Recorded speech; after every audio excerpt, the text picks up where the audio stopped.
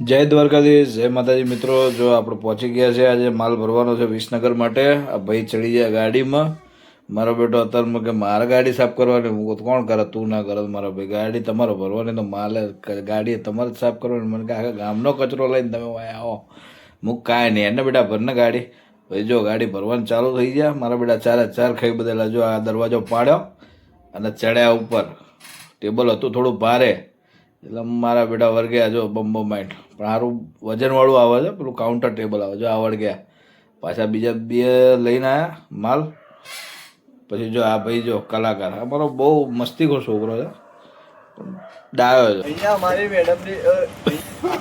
મારી મેડમની ગાડીને કોઈને ક્રેચ પાડી દીધો છે ફેબ્રિકમાં.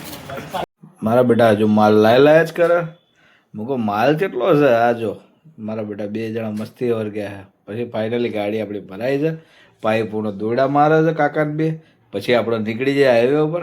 લેવાનું હતું ડીઝલ, એટલે આપણે હવે ડીઝલ પંપે જઈશું. ડીઝલ ભરાઈ લીધું છે. હવે ડીઝલ ભરીને આપણે મારીએ શેલ, એટલે સીધો પકડીશું આપણો એસજી હાઈવે.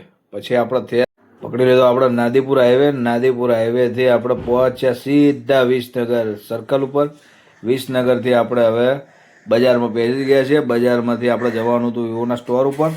વિવોના સ્ટોર ઉપરથી આપણે હવે ફાઇનલી પહોંચી જઈશું. જોઈ શકો છો આપણે પહોંચી ગયા છીએ.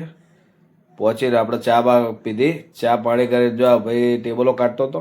જૂના ટેબલો કાઢવાના હતા. પછી આ નવો સામાન ભર્યો. ખાલી થાય છે ગાડી. ખાલી થાય એટલે હવે પછી આપણે ખાલી કરી એટલે જો ફાઇનલી ગાડી આપણી ખાલી થઈ જાય. હવે નીકળવાનું છે. ભાઈ કંઈક ખાલી કરતો હતો કંઈ નહીં. જય માતાજી, જય